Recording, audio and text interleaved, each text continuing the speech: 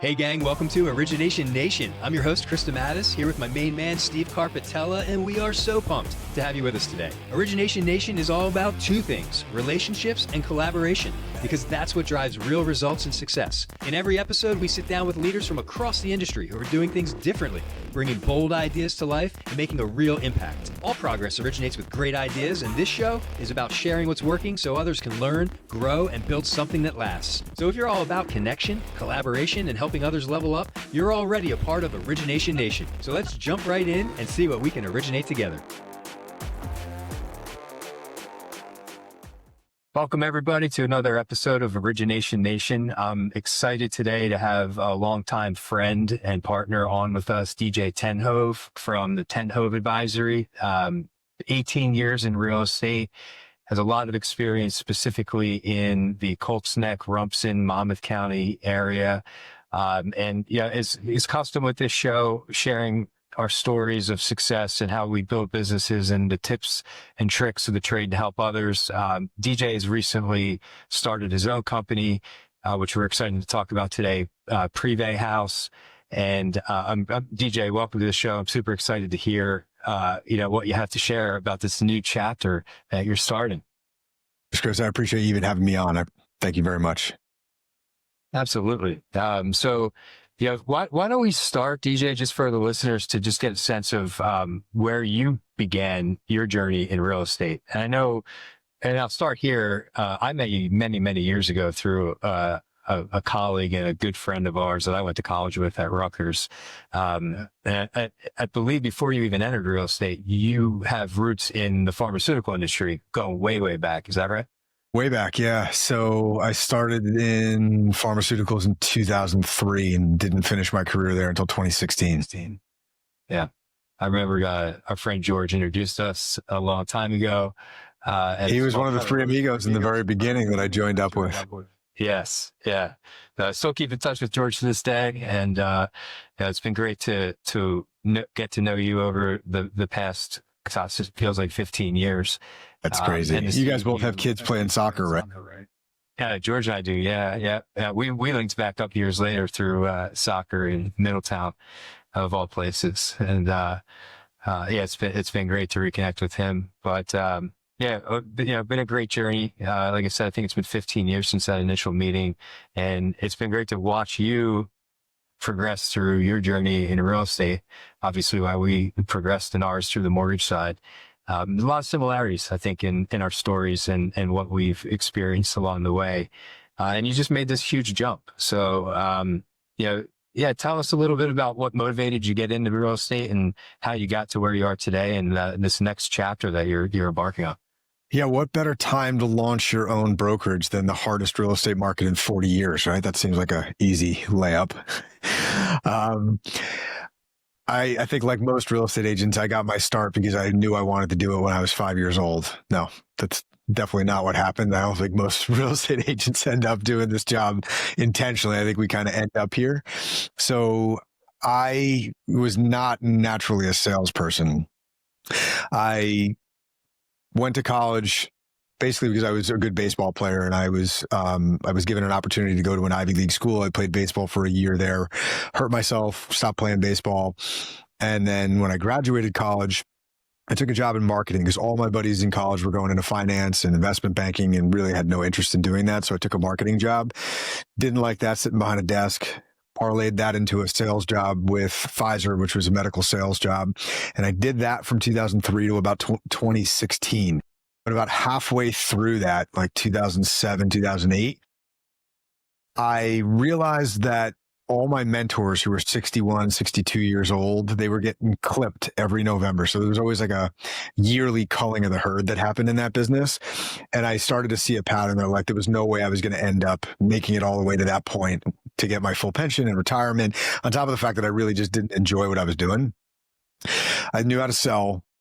I had a background in construction because that was my family's business for 45 years up in Bergen County that I grew up in, and my mom and dad ran together, and I did summer jobs, cleaning up roofs, shingles, and stuff like that. So now that I knew how to sell from Pfizer and I knew a background in construction, I was looking for a job that I could moonlight and do on nights and weekends and parlay myself out of medical sales. So that's how I got into real estate. And then I did those two jobs basically from 2008 till 2016. Then officially left Pfizer in 2016 and was full on into real estate. But by that point, Nikki had left her job. She's my wife and she was in the business with me. We had a couple employees by that point. So the business was fairly large by the time that I officially left my primary career and joined real estate full time. Yeah. The pharmaceutical industry seems to lend the ability to explore other options. I have a lot of friends in the industry too. And they all have gravitated towards other activities and businesses over the years. But it's a great foundation. And I didn't know that you had a background in construction as well, a family business. Yeah, it's funny. So mom and dad ran a family-owned construction business. My mom was the secretary, booked all the appointments, handled the jobs from the back end of things. And my dad was the head contractor, ran a small business, a crew of about 6 or 7 guys. So I got to see how a really well-run family-owned business could work. And I think that was a template for me and Nikki to run a business together, because it's really hard for a husband and wife to work together. You got to make sure you're the right mix of personalities. And I got to see my mom and dad do that really well together. And it gave me a blueprint to kind of follow for our business, because Nikki's great at all the things I'm not great at and vice versa. And I think me being a visionary and her being an implementer is why we're as powerful a combination in business as we are. Yeah, you're fortunate too to be able to get to work with your wife and make that work. Not everybody can do that. So for sure, I consider it a gift. I think for a lot of people it's a headache, but I enjoy it. And my wife jokes with me all the time that she could never work with me. And that's fine. Yeah, it works for us. But you guys have that special connection and flow that you're able to pull it off. And yeah, I've got to see you guys over the years. It's a great team. Yeah, I'm very fortunate to have her. I mean, to be able to trust the financial portion of the business with somebody that's not just someone I'd have to pay to have as a CFO or a COO, but I actually know that she wants the money to be protected because she's sharing in it as a family. That's hugely helpful. And I don't think I could afford her if I had to pay for that person and her talents that she brings with it. So she hides behind the scenes a lot. And she really should get a lot more visibility and attention and exposure for what she does for the business. But this is my chance to talk about her.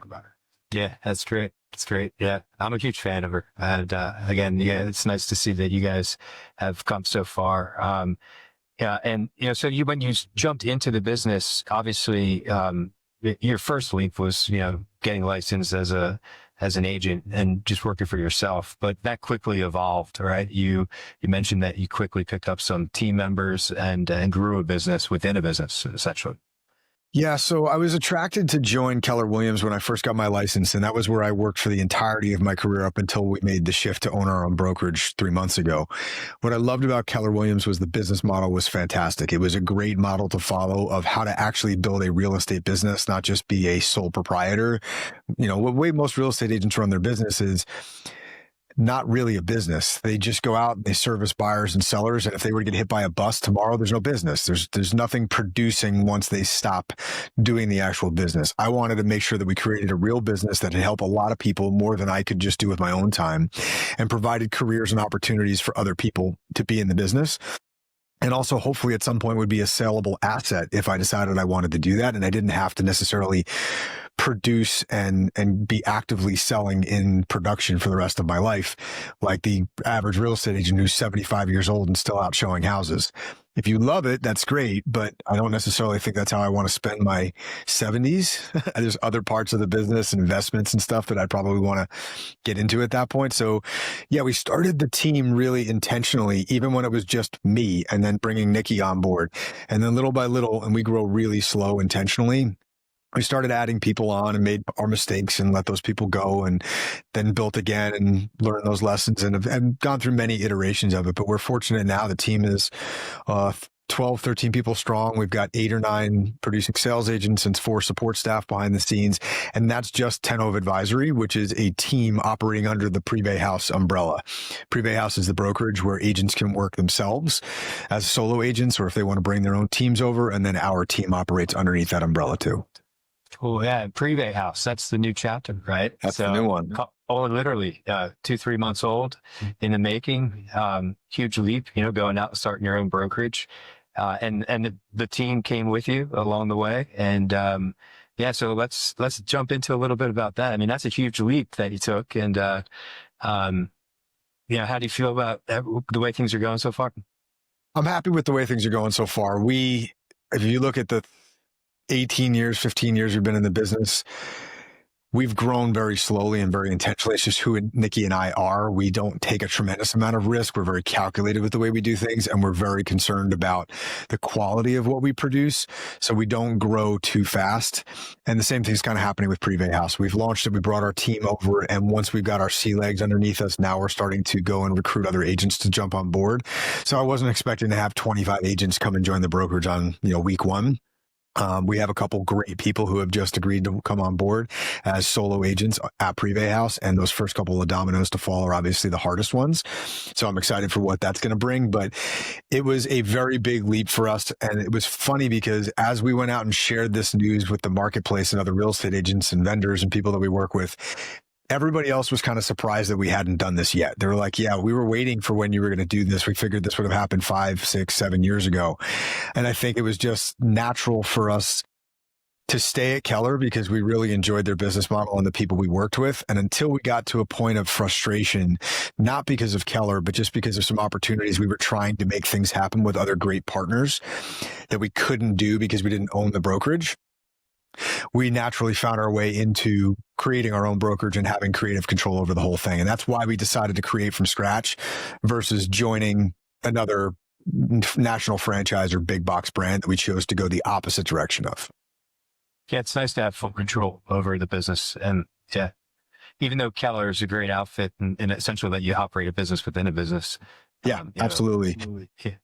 I learned so much there about how to operate a team and how to build in business structures and systems and processes and actually running a real estate business. There's so much that I learned there. I still to this day am referring people to go start their careers at Keller instead of starting with us because there's so much you're going to learn about how to actually operate a real estate business through their model that we won't necessarily teach people. And that's what Keller does really well. And Privé Haus is not really built for that. So we are trying to go a very different direction from most real estate brokerages, which I feel have diluted their entire brand message, right? No matter which one you talk about, they probably started with this very specific niche that they wanted to go after. And then over the course of time, they've gotten so hungry with the drought of real estate that we've been going through that they just take anybody who has a real estate license because they're like, oh, well, I'll get a little piece of every deal that agent does, and that'll help us be profitable. We are going the opposite direction of that and only recruiting or inviting people who do more than $10 million in production a year, and not just based on volume, but also they have to be a good person. Like we have to like that person and want to be in business with them. You know, from being in our events, we have these pink koozies, like beer koozies that we give out in our Ten Hoeve advisory events that say DBAD, which means don't be a. That's a big part of our culture, right? Is we want to be in business with people we really like and want to spend time with. And you might be the biggest producer in New Jersey, but if you are toxic and people don't want to work around you, or if you're stealing people's clients, we have no interest in those people being part of the brokerage. So yeah, we're being really specific about great production agents who are have a high level of integrity and a moral compass behind them, and not needing 1,000 agents to do that. We can be profitable with 15 to 20 agents, great, working together, all elevating each other and challenging each other. Yeah, I can really appreciate that. Well, when we left EPM and started Inform Mortgage 3 years ago now, building the culture plan was one of our favorite things to do, right? And similar to what, your experience is, now with 23 plus years in our business, finally getting to control the reins and build it from the ground up, you do get to pick the players on the field, right? Yeah. So similar to how, Keller is a great place for a new agent to learn the business, and they'll invest the time in training them. We do the same thing here at Inform Direct. We're looking for experienced originators that have a history behind them. And again, not everybody's the right fit, right? So like and having the ability to pick and choose those key players is very valuable. And it's been a big part of how we've grown the business. And it sounds like you guys are doing the same thing. You're not just taking everybody off the street. No, I mean, I think there's so many similarities between our business and your business, which is why we've been partners with you guys for so long. But I think you guys, when you launched Informed Mortgage, launched it from the same perspective of why we launched Privé Haus, which is, I don't care if anybody comes with us ever. I want a brokerage that I would want to work at. So I'm going to go build the brokerage that if I were to build it, I would want to be a part of. And I know that if I want to be a part of it, other people who are at the same production level and integrity level and moral compass level and all of that want to be challenged, they'll naturally want to come to our brokerage because it will fit what they're looking for. It'll just feel like home. And you guys have built the same thing for high producing originators. Yeah, absolutely. It's been a fun run, and there's a lot of similarities between what you're going through right now, what we're now 3 years into. So yeah. So you're gonna give me all the cheat codes, right? Yeah.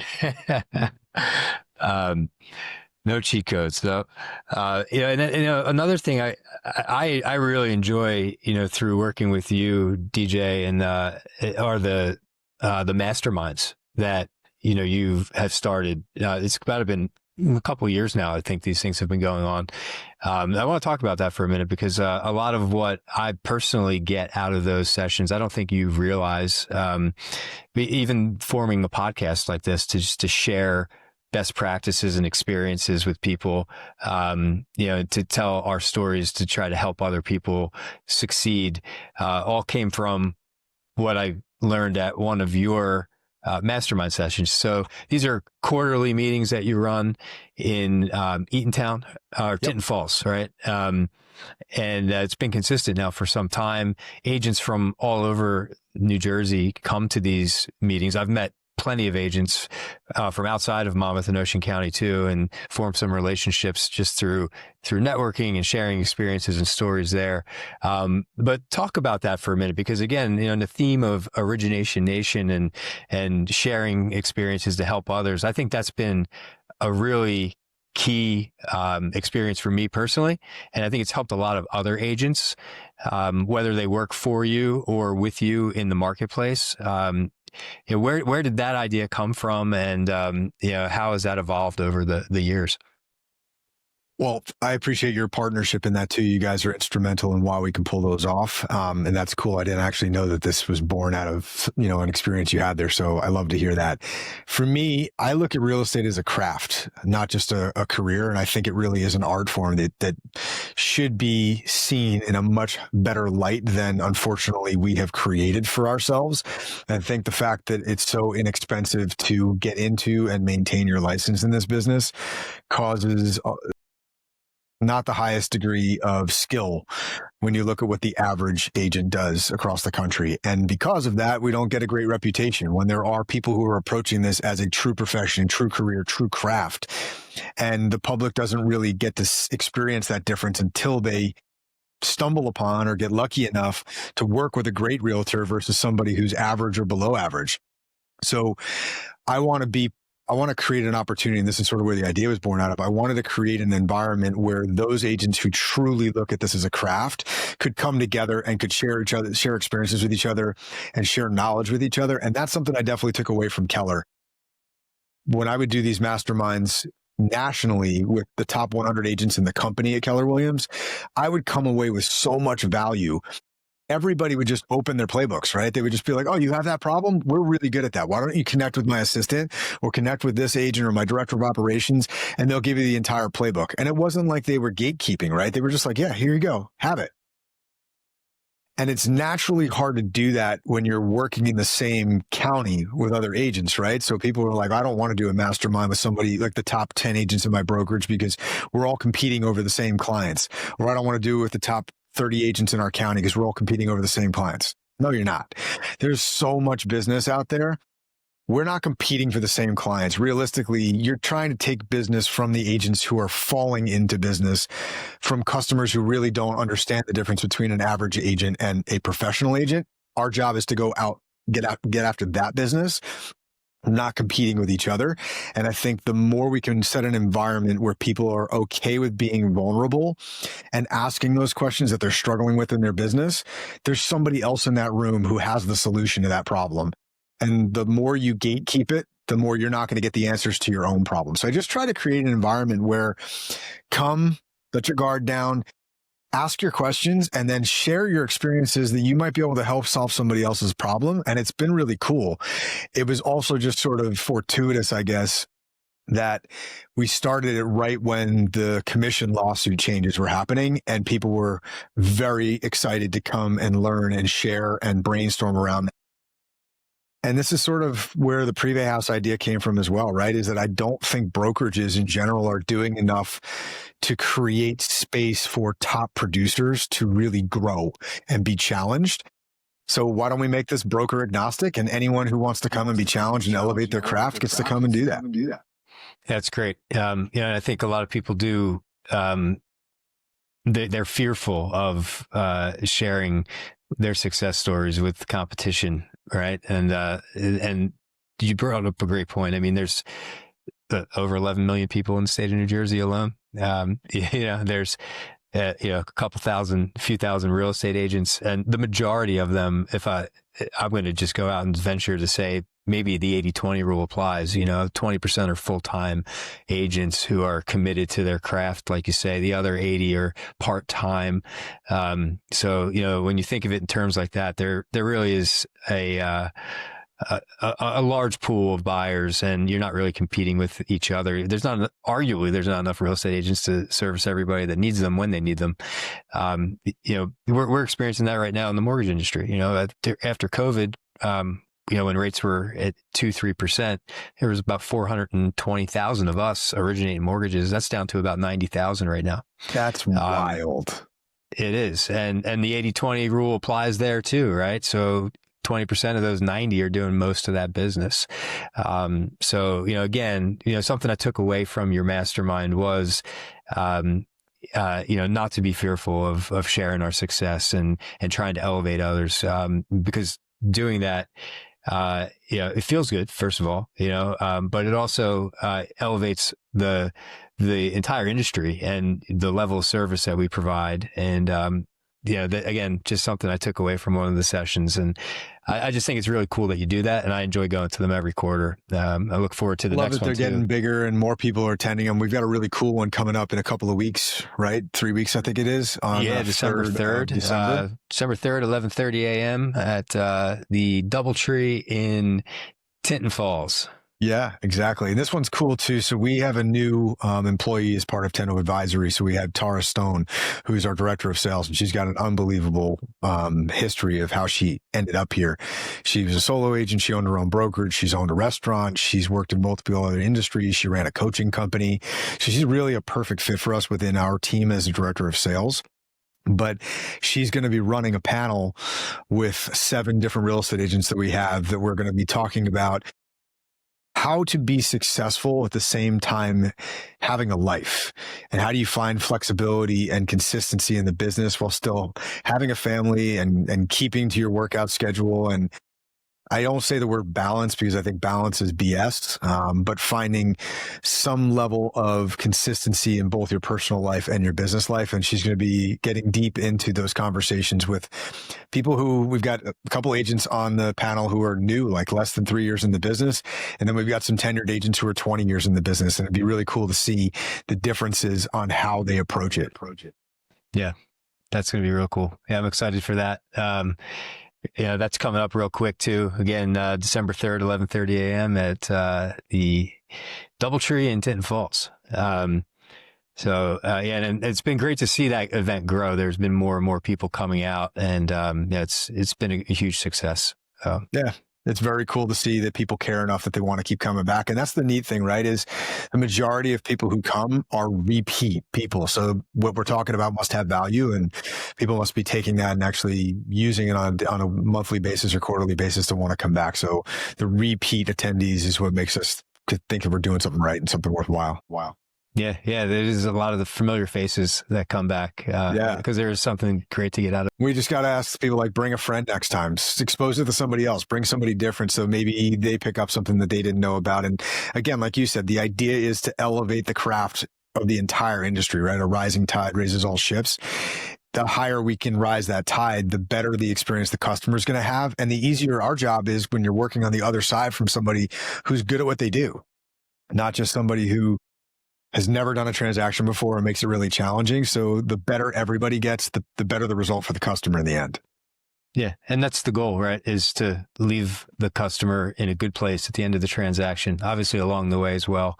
And provide that level of service that generates the referral business that we rely on. So, the relationships are such a key part of our business. I find in our line of work on our side in the mortgage business, there's so many lenders that are, I use the word transactional.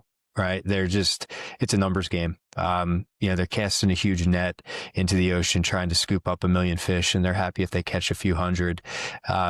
We take a much different approach, as do you and the agents we work with on your team, to build that long-term relationship.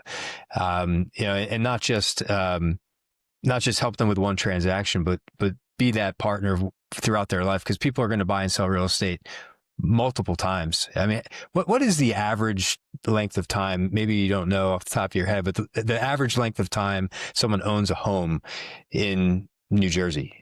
So it used to be pre-COVID 12 years. It's dropped down to under 7 now. I'm sorry. It used to be 7. Now it's up to 12. Sorry. It's the opposite direction because it's so hard to actually move. Yeah.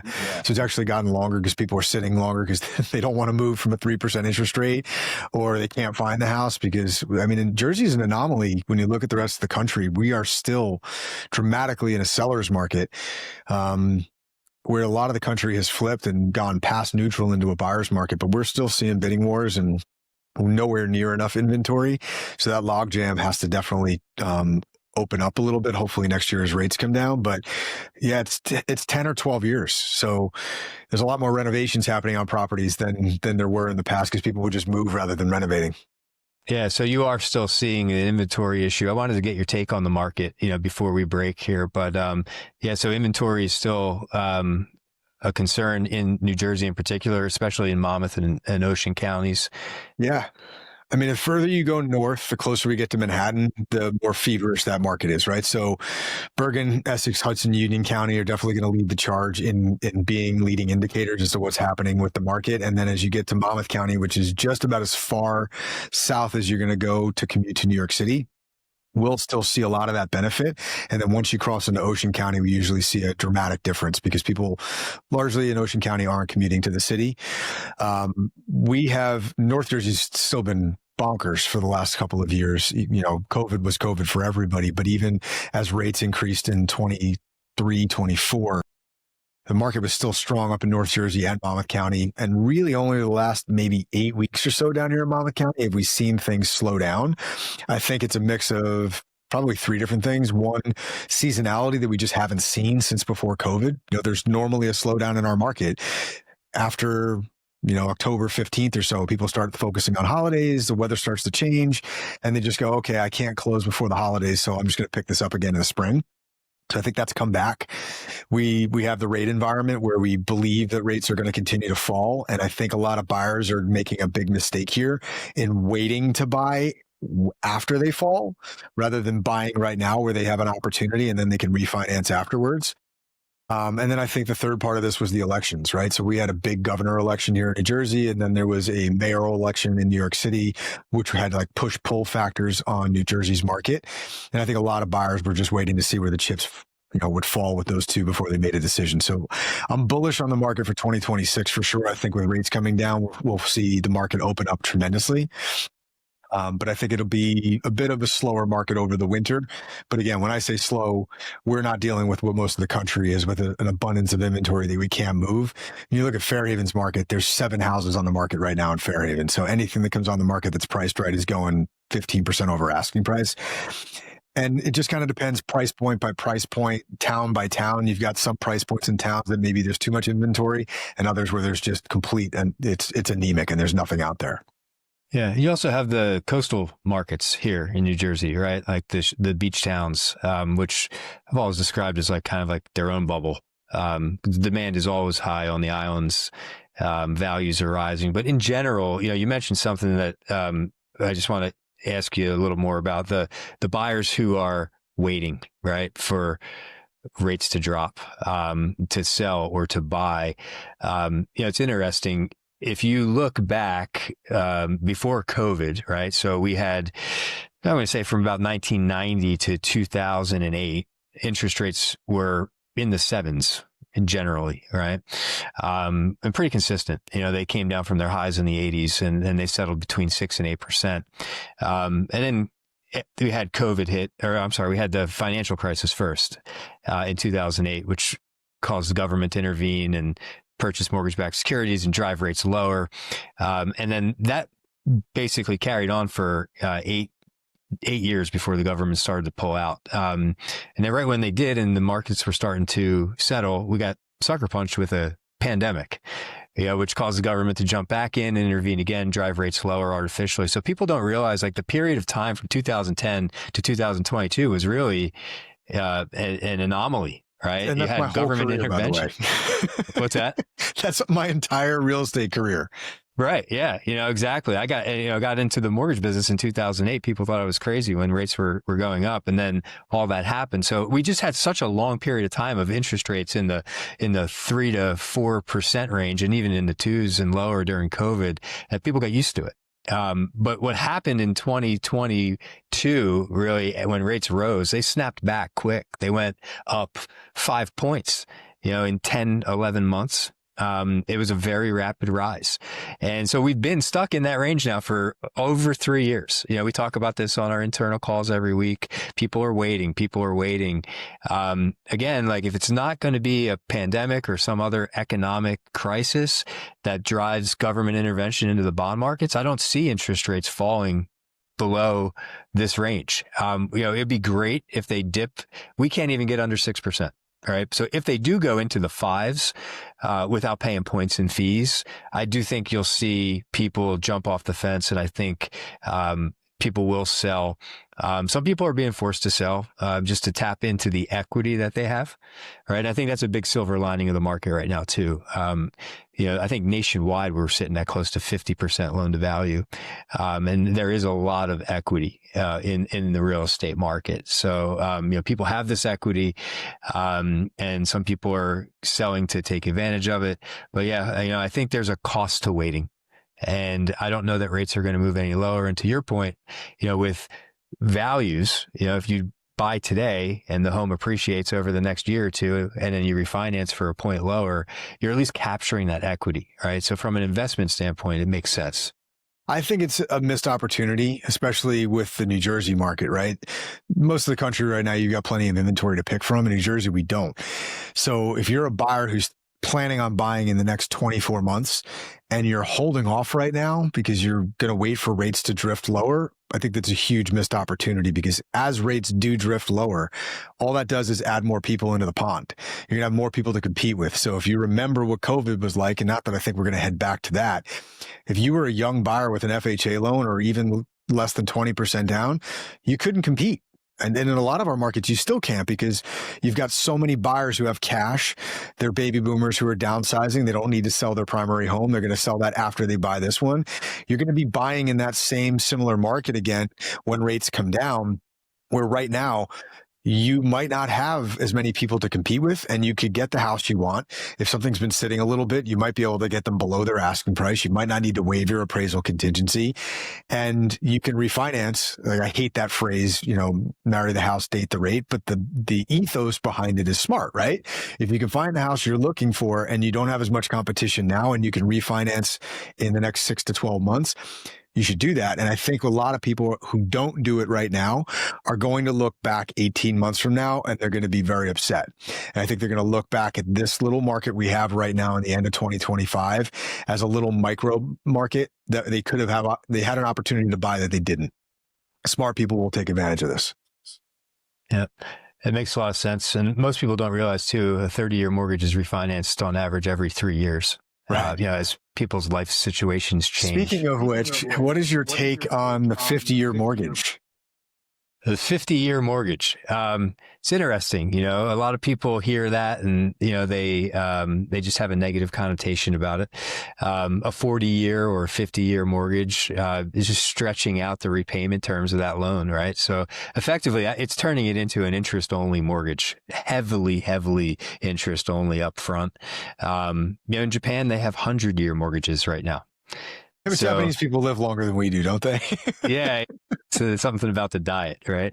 But I think that's part of what the government and the administration are looking to do, make home ownership more affordable any way they can. And again, with rates not going to move lower to the 2-3% range without some sort of economic crisis to drive that, of which there's other repercussions, right? Economically, if we do enter into a situation like that, they're just exploring avenues to make homeownership more affordable for more people. And that is one way to do it. They're also floating ideas of mortgages that stay with you for the long term, transitional from one property to another. So there's some interesting ideas out there. But I think it is an issue. Affordability is an issue. As home values continue to rise, I personally don't see the home values declining. And interest rates staying the same and the cost of living and inflation rising, it can be challenging, especially for first-time buyers.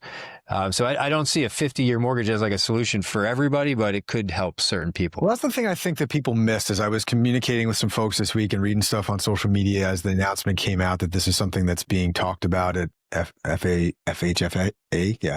Federal Housing for Housing, and the president. But what I heard from some people that I think was where they were off base is, yes, a 50-year mortgage can be detrimental from an equity standpoint, right? Because people, like you said, they're either refinancing properties every 3 years or they're moving 7 years, 10 years, something like that. If you're using a 50-year mortgage, you're not going to have as much equity in the property by the time you go to sell it in a normal market that's a 3 to 4% appreciation per year. But it's not saying everybody has to do a 50-year mortgage, right?